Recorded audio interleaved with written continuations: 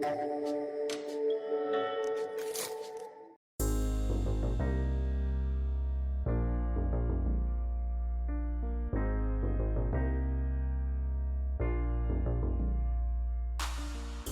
everyone, I'm Beatrice Gallelli, China Fellow at the IAI, International Affairs Institute, working in the Global Lecture Program. I'm also Assistant Professor at Ca' Foscari University in Venice. I'm extremely happy and honored to have here with me Maria Repnikova. Hi Maria, thank you for joining us. Hello, it's my pleasure. Thank you for inviting me. Maria Repnikova is an associate professor in global communication at Georgia State University. She has been recently being appointed as the inaugural William Page Chair in Strategic Communication. Maria has worked extensively in the field of media studies in China, on media-state relation in the PRC, including political persuasion and critical journalism. Her book, Media Politics in China, Improvising Power Under Authoritarianism, is a must for all those who want to understand China's media system. In addition, Maria is also an expert on China's soft power and public diplomacy, especially in the African context, which is the focus of her recently published book, Chinese Soft Power, another must-read and warm suggested reading publication. In addition, Maria works also on China-Russian comparisons, and if I'm not mistaken, you are currently running a new project on the convergence of China and Russia in the field of information and communication, which aims to highlight both the core features and also potential friction, which is actually an understudied field. And I look forward also to knowing more about this new project. This one with Maria is the last interview of one-year project titled Countering Chinese Disinformation in Italy that is being carried out by IAI with the aim of shedding light on the context of China's official communication, a number of crucial and key issues in international politics and on Chinese politics. We started with the interview with Una Alexandra Berzina-Cherenkova, with whom we discussed China-Russia relations, especially against the backdrop of the still ongoing war to Ukraine. And then we hosted Marina Rudia, who explained us the current status of China's led Belt and Road Initiative. And the last one was with James Millward, with whom we discussed the dire situation in Xinjiang and how Chinese authorities justify their missions in the region through their narratives. Now, today, we are thanks to Maria, we try to get deeper into how China's official media and communication work in terms of both contents and practices. So to start with, during the public conference held in Rome last month, it was at the beginning of March, we had the chance to discuss with Marina, Una, and James about the different meanings that some keywords and expressions acquire in the Chinese political context. We talked about multilateralism with Marina and the human rights with James. Today with you, I'd like to start our conversation focusing on another keyword or key expression, which is soft power, 软实力 in Chinese, which seems to me that as soon as it landed in China, it has taken a different meaning. So my first question is how soft power is conceptualized by Chinese elite, and how this conceptualization differ from the one theorized by Joseph and I a few decades ago already. Thank you again for being there with us. Thank you so much for this question. This is a question that I've been really interested in for a while with the publication of my second book. It's a shorter book that explores the conceptions of soft power amongst Chinese elite, but also how it works in practice, how it's implemented across different contexts with, as you mentioned, with the focus on Africa, although I'm still trying to finish a longer manuscript that has to do with the African context that's more empirical work. But when it comes to how Chinese soft power has been re-envisioned in the Chinese context, I think there are several ways that I discuss in this work that I wanted to share with the viewers. And the first thing to note is that the concept of soft power itself originally is quite a vague concept. I mean, it's very powerful, but it's also, it's very broad. Mm-hmm. So it originally was understood as the attraction through values, culture and foreign policy. And this was really a concept coined by an American scholar and former high-ranking official. And it was really positioned in the context also of the ending of the Cold War and the US coming out as kind of the top power, the foremost key power in international systems. So it was really an American-centric concept in many ways, in terms of trying to understand why is America still capable of being at the top. And I was arguing that despite certain losses and exertion of a lot of energy and efforts and resources during the Cold War, the US has this innate power of attraction that it has to tap into more forcefully. He was really advocating for soft power to be deployed more widely across different bureaucracies, and especially as part of the US foreign policy. So that's kind of just a brief history of the concept. But in China, it started to become really prominent in mid-2000s.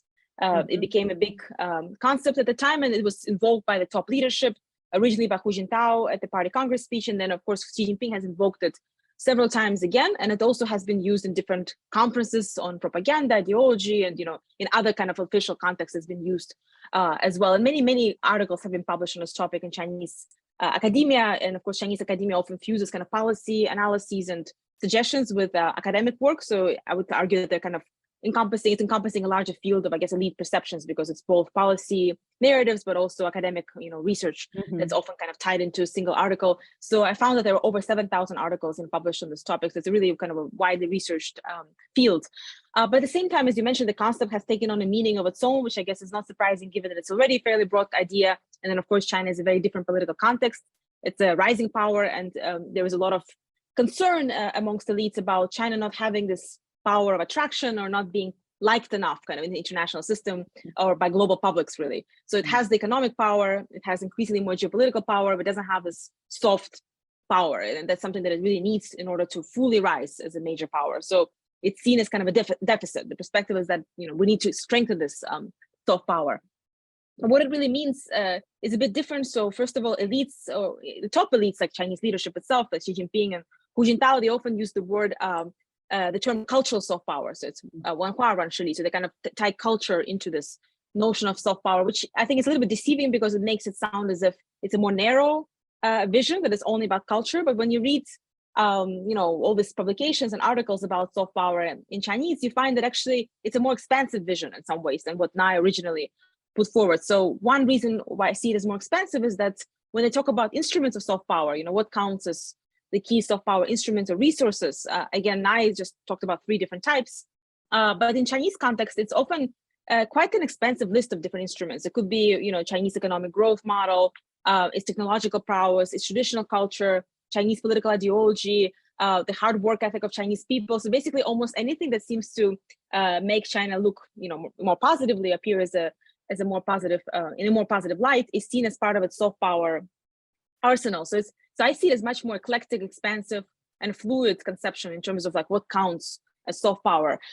Cultural soft power is definitely used probably the most when it comes to how it's categorized. But when we think about culture itself, it's also a very ambiguous term. It's not just traditional culture, it's also Chinese history, values, again, political ideology at the heart of this idea, which means that it's actually much more political than cultural, or at least it's a mix of the two.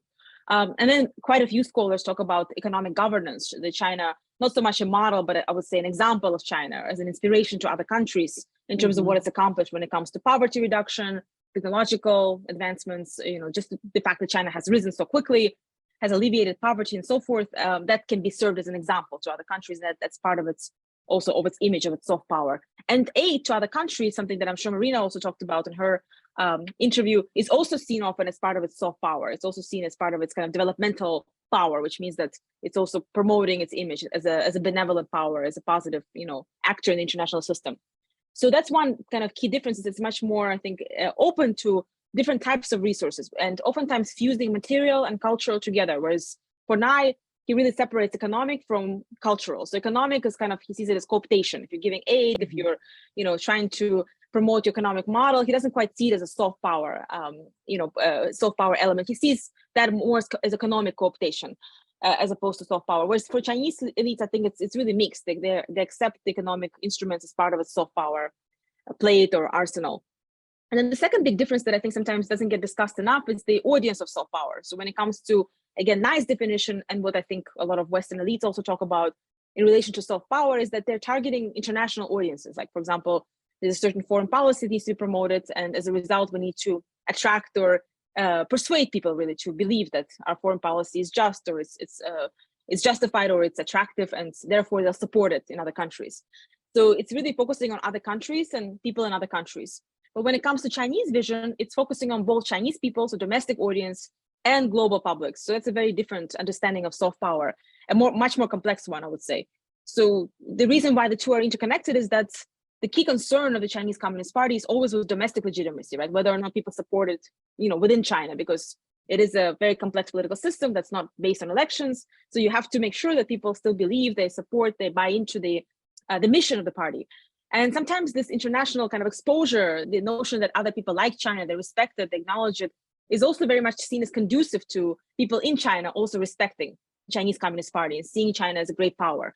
So being respected and recognized internationally is also very much, focused on domestic audiences, that they will trust that China is getting somewhere, very important to an important stage in its international global kind of rise and development. And that's seen as a really positive thing. And therefore, we should support the existing political system. So the domestic and global are really very much, I think, interconnected. And oftentimes when we have certain mishaps in Chinese soft power, for example, Twitter diplomacy, right, this kind of wolf warrior style commentaries that can be quite assertive, sometimes you could say even rude or aggressive. I think that mostly they're aimed at domestic audiences, the domestic nationalistic audiences on Twitter, and much of Chinese social media space is currently, I think, really leaning towards a more nationalistic direction. So that means that this kind of commentary is defending China, asserting China, critiquing the United States, critiquing Europe. It really sometimes it feeds into a much larger sentiment. And maybe the audience is really not the Americans in this case or Europeans, but it's the Chinese audience that matters. So I think that's sometimes something that gets a little bit misunderstood when we analyze the so-called mistakes in Chinese soft power or in its diplomacy. It's seen as a failure, but is it really a failure if the domestic audience is buying into it? I think it's questionable. And the last difference I wanted to briefly point out is the motivation for soft power. I think the motivation or the idea behind kind of nice concept is really about attracting, in this very wide sense, that people should like, the United States and want to be like the United States. They want to be like us, kind of following us. I don't think that's really the vision of the Chinese leadership. I think what they want or they aspire to based on their writings and speeches is about respect and acknowledgement. So they want people to say or to recognize that China is a really important power, that they respect what it has accomplished, and they kind of acknowledge its rise.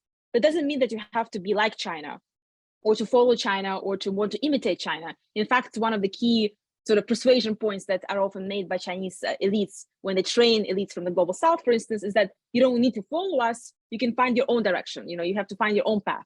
So it's all about finding your own path. So that's a very strong point that oftentimes resonates with visiting elites, but it's really not about emulation as much. So that's also, I think, a very big difference between the US and China in terms of how they see soft power. Thank you. Thanks a lot. We discussed with Maria Chinese style modernization, which is actually a key example of China's soft power aimed both at domestic and international audience, a key concept recently rebrushed by President Xi Jinping.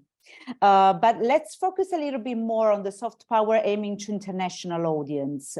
A key element of China's soft power is the role of Chinese media in shaping the country's image, which is extremely relevant for domestic audience as well.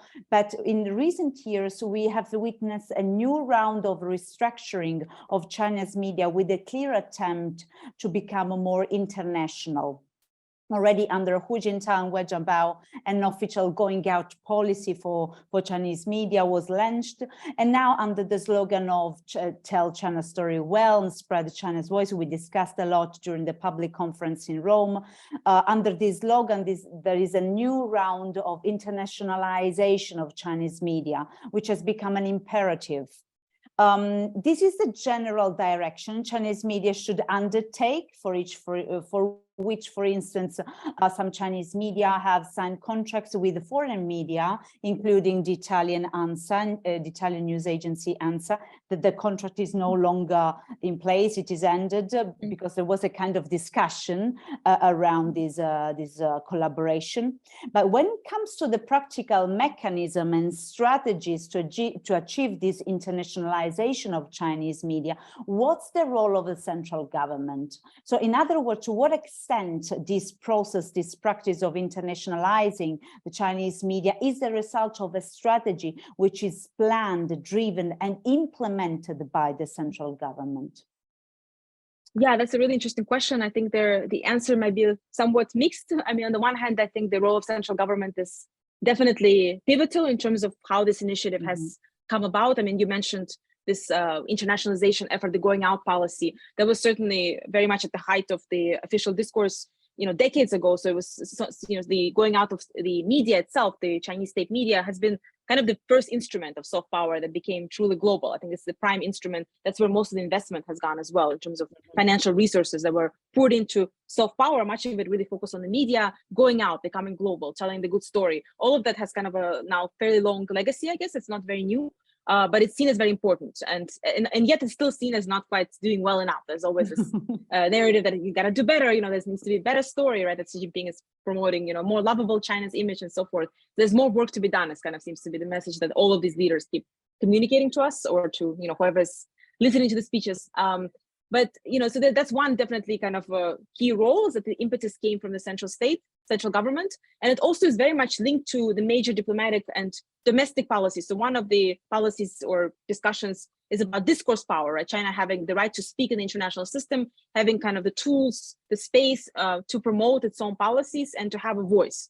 And the way for it to have a voice, the way for it to promote its policies, one of the key ways is through its own media. That they're seeing the system, the media system in the global context is very much dominated by the Western media outlets, and of course the US is positioned as the core kind of component of this Western media system, and that all these resources that they command, and also the voices and the vast expansiveness of the US media system is really endangering China's voice, because it's kind of occupying all the space, and oftentimes it's depicting China in a negative way. China is being not understood, right? It's misperceived.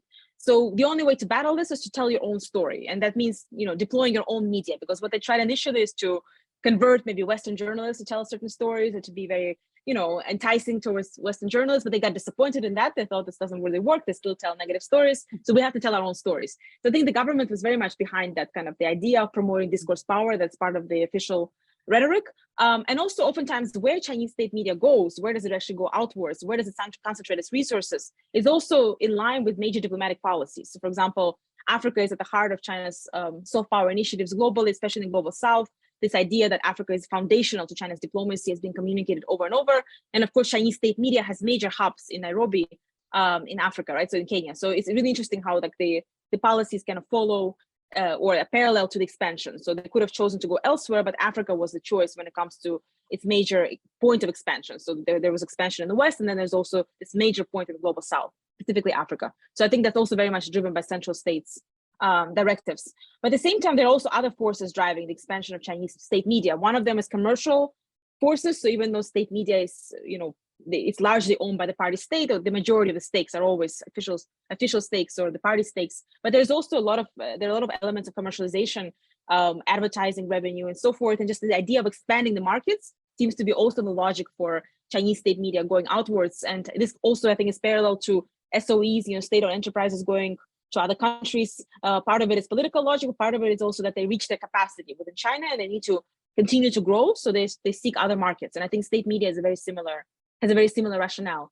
And the other kind of, I think, more subtle point here is also the journalists themselves, the media professionals that sometimes don't get incorporated into larger discussions of, state media or politics. They're also active, initiators of China going out, because many of them have very mixed identities. They want to be abroad. They speak English. They're cosmopolitan. They really want to work outside of China. So they were also in part kind of driving this push for Chinese state media to go outwards. So that's kind of one of the, maybe more subtle factors, but I think they're also an important actor.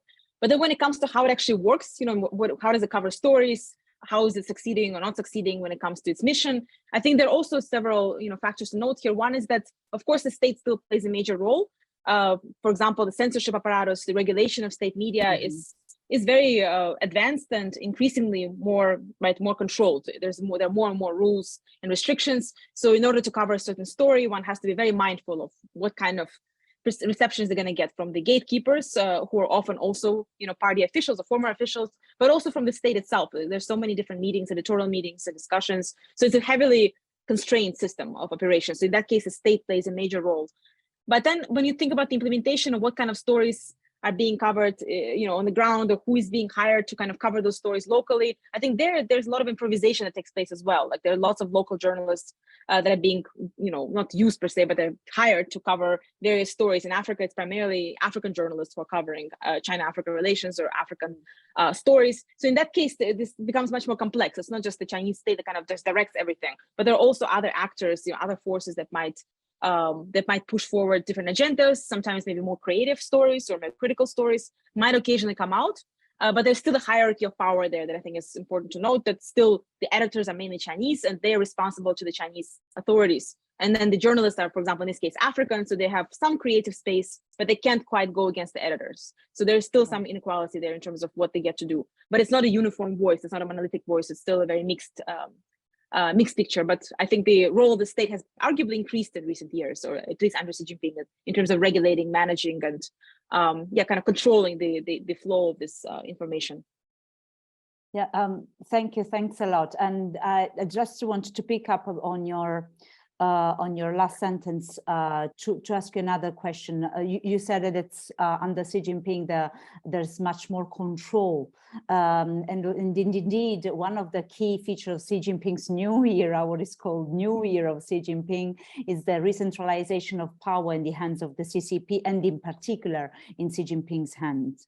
So already during the first term of Xi Jinping's administration, he, during a state visit at the Renmin Ribao and CCTV and other China state media and official media, he spelled out the need that the party media should have the party as their surname, so 党美行党. Implying that official media should follow, of course, CCP's directives.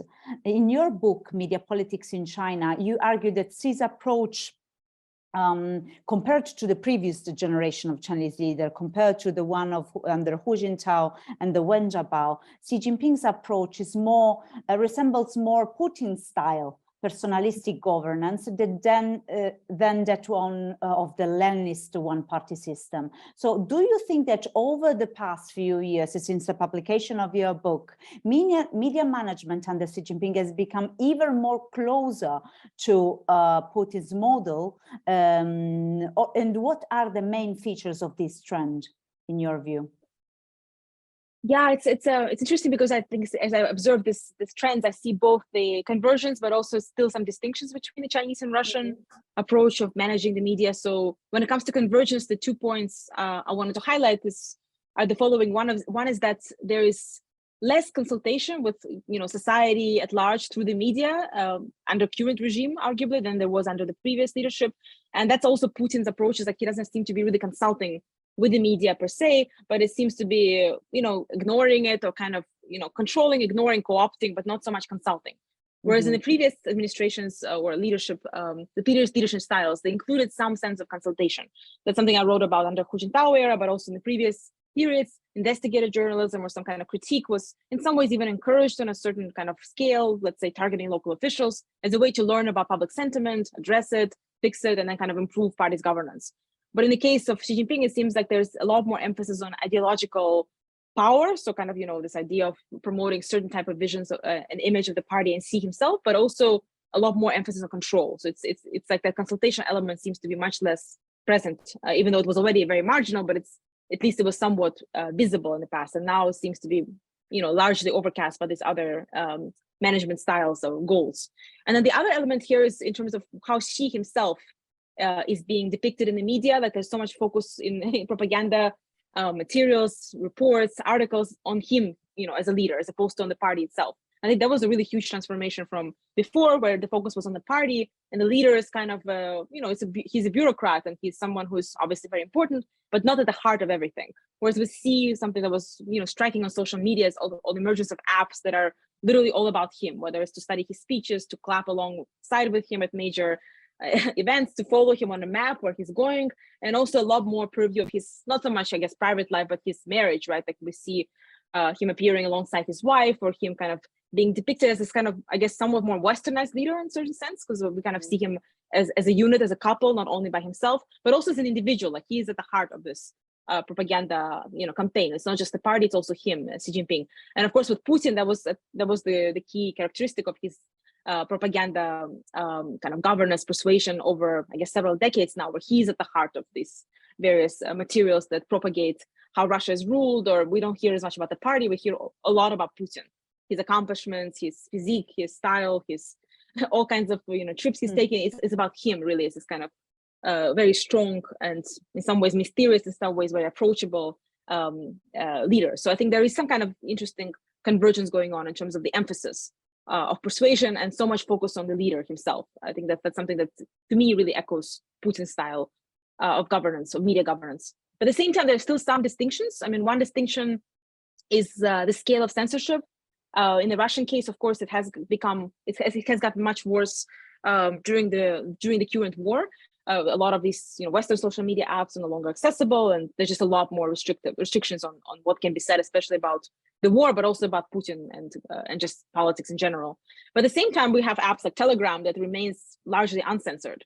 And if you go on Telegram and you follow certain kind of accounts, there's a lot of really interesting information there. And I think the VPN crackdown hasn't been nearly as harsh in the case of Russia, so you can still access a lot of really contentious topics and information flows from Russia. Whereas in China, I think the management of information, social media space is much more sophisticated and much more institutionalized. And there is no app like Telegram that remains largely uncensored. Everything, including homegrown apps, are they're very censored. And of course, Western apps are completely inaccessible. So I think the scale of control is still arguably tighter in the case of China than Russia. And then the other distinction, I think, that's in the case of China, there's still, even though they're not really interested in consultations through the media as much, there's still an obsession with studying public opinion, with understanding public sentiments. More so, I think, on social media, studying and kind of categorizing it, scientifically analyzing it, trying to understand what's going on. I think in that sense, there is still something different here than in Russia, where it seems that public sentiment is not entirely ignored, but certainly not studied as rigorously or as frequently or as extensively as it is in China. So I think there is still that kind of distinction, but we probably need more empirical research to really unpack that, or to maybe it's going to be disputed once we actually compare it to various case studies, but it's just my kind of sense is that there is still that difference between the two. Thank you very much. And given that you are an expert also on Russia and you are fluent in Russian as well. Not quite, just a little bit. But I'd like to also focus a little bit more on China's official narrative on China-Russia relations. We discussed this topic and with Una Brzezinska-Cherenkova, who wrote a book on the topic, but we did the interview in October, and recently there has been some transformation perhaps in the way in which China's official narrative are told in terms of or how the China-Russia relations are also framed by words by Chinese official documents.